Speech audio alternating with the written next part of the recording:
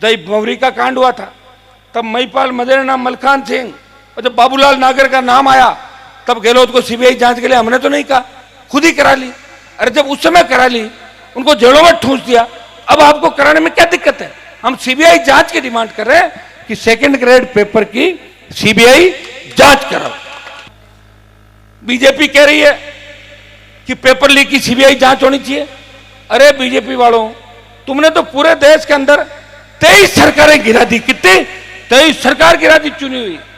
भेजो ईडी को, गवर्नर को बोलो, प्रधानमंत्री बोले गवर्नर को कि 4 लाइन लिख के भेज दे कि सरकार को बर्खास्त करो। कानून व्यवस्था वेंटिलेटर पर चली गई, पेपर आउट हो रहे, नौजवान सड़कों पे, भयानक स्थिति हो सकती है। तो राज्यपाल से बात कर लो, आप तो कर सकते हो ना, क्यों करेंगे? वो चाहते हैं कि इसी तरह मामला चलता रहे और हमारी 130-40 सीट आ जाए। अभी जन आक्रोश यात्राएं निकाली राजस्थान के अंदर, कहीं 50 की भीड़, कहीं 500 की भीड़। अरे किस बात का जन आक्रोश? जन आक्रोश तो बीजेपी के खिलाफ है राजस्थान के जवान और किसान के मन में। जब 1000 किसानों ने शहादत दी थी, तीनों कृषि काले कानून आप लोग लाए और सेना को ठेके में दे दिया।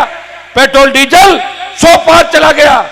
जैन समाज जो भारतीय जनता पार्टी के अंदर रहता है, उनको भी शहादत देनी पड़ी। उनके जैन समाज के जो तीर्थ स्थान था उसको पर्यटन स्थल घोषित कर दिया और 5 दिन बाद वापस बैक आ गए। अब क्या आदत है? किसान आंदोलन किया, 1000 किसानों ने शहादत दी, मोदी जी ने चुपचाप बोल दिया तीनों कृषि बिल वापस लिए जाते हैं। अब बताओ, तो वापस ही लेना था तो अपने कुछ नेताओं को बेचारों को हाईलाइट करते। हमारे आपके जो कृषि मंत्री है बाड़मेर से, जब किसान आंदोलन के अंदर समझौते होते थे तो रोज मैं टेलीविजन में देखता था, मुख्य समझौते में कैलाश जी बैठेंगे, मुझे तो कभी नजर नहीं आए, इनको बिठाए नहीं कभी कैलाश जी।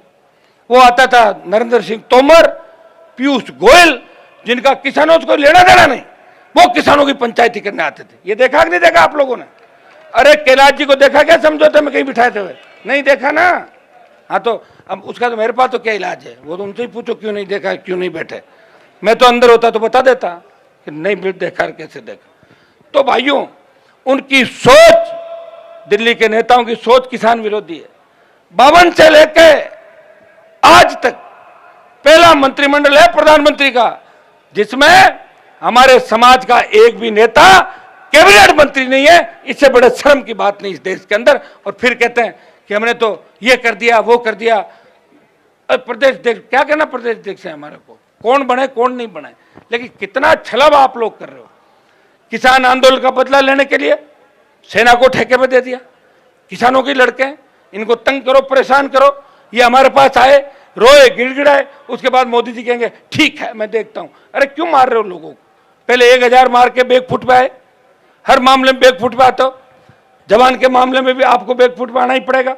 इन जवानों ने सरकार बनाई दिल्ली के अंदर, ये तंग आ गए थे राहुल गांधी की हरकतों से, कांग्रेस की हरकतों से कि बीजेपी को वोट डाल दिया लोगों ने देश में। राजस्थान में तो गठबंधन अगर नहीं होता तो बीजेपी 13 क्रॉस नहीं करती। और अगर गलतफहमी है, 24 का चुनाव आ रहा है, भारतीय जनता पार्टी देख लेना 25 सीट लेती है, कितनी लेती हो तो आपके सामने हो जाएगा सारा। लेकिन उससे पहले 23 का सेमीफाइनल है।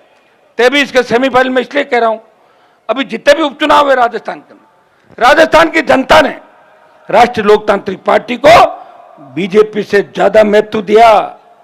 1 सीट आरएलपी जीती खियूतर के अंदर उपचुनाव के अंदर, बल्लभनगर के अंदर सेकंड नंबर है भाजपा, चौथे नंबर पर जमानत जब्त हो गई बल्लभनगर के अंदर। दरियावद में आरएलपी और बीटीपी का समर्थित उम्मीदवार सेकंड नंबर रहा और भाजपा 3rd नंबर पर चली गई। सुजानगढ़ के अंदर 4000 सीताराम जी ज्यादा वोट बीजेपी पार्टी ने लिए, इनका कितना बड़ा नेटवर्क। प्रदेश अध्यक्ष उसी जिले का, 1 दर्जन नेता चूरू जिले के, और साड़ा के चुनाव के अंदर भी भाजपा बहुत वोटों से हारी। और अभी सरदार शहर का जो उपचुनाव था 47,000 वोट आरएलपी पार्टी ने लिए और भारतीय जनता पार्टी बड़े अंतर से हारी, हमसे आगे निकल गई थी। शहर में हमारे पास वोट नहीं था। मैं एक बात हमेशा कहता हूं कि हमारे साथ शेड्यूल कास्ट या मुस्लिम ये मोर्चा बनेगा तब हम पूरी तरीके से राजस्थान में सत्ता में आ जाएंगे। अकेली जाति, अकेला वर्ग, अकेला समाज अपने दम पे सरकार पूरी नहीं बना सकता। इस देश के अंदर कहीं भी देख रहे हैं, जहां जहां सरकारें बनी हैं, उत्तर प्रदेश में अगर यादव मुख्यमंत्री बने तो वहां के मुसलमानों ने और शेड्यूल कास्ट ने साथ दिया। मायावती मुख्यमंत्री बनी जब दलित की बेटी, तो वहां के मुसलमान खुल के उनके साथ आए। एक बार ब्राह्मण और मेघवाल का समझौतावार यूपी में स्पष्ट बहुमत मायावती को मिला।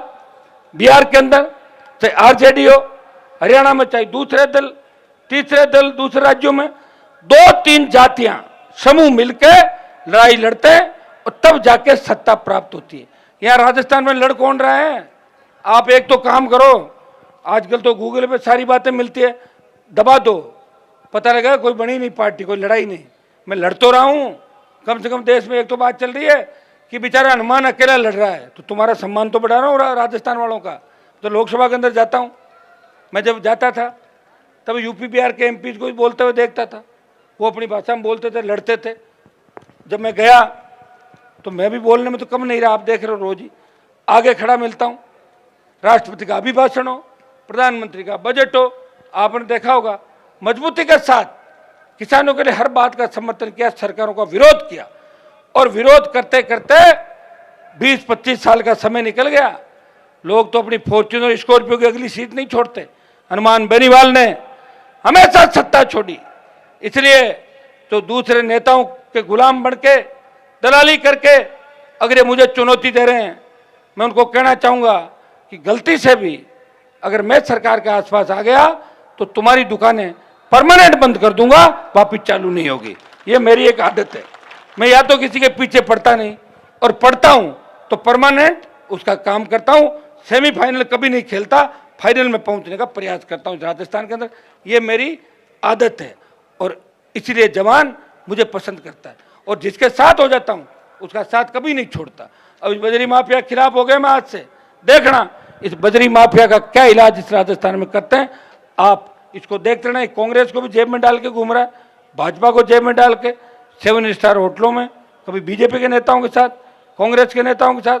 गहलोत की जब सरकार गिर रही थी तो बजरी माफिया की होटल के अंदर ही पूरी गहलोत सरकार थी जैसलमेर के अंदर। एक बजरी माफिया थोड़े समय के अंदर अरबों खरबों में हो गया, और दिल्ली तक कहता है बड़े चाव से कि मैं जहां चाहूं जिसे चाहूं खरीद सकता हूं। भाइयों, इस बार देखना है, लड़ाई माफिया और किसान के बेटों की है, और किसान के बेटे जब रण के अंदर आते हैं तो जब पाकिस्तान और चाइना भाग जाते हैं तो ये तो बजरी माफिया है, इसका पता भी नहीं चलेगा। ये तो हमने आह्वान नहीं किया, नहीं तो लड़के अभी तक तो चले जाते, उसके जो नाके हैं ना उनका पता ही लगता है नाके कहां गए थे। मैंने अभी आह्वान नहीं किया इस बात का। अभी हमें कानून हाथ में नहीं लेना है, एक बार इंतजार करना है।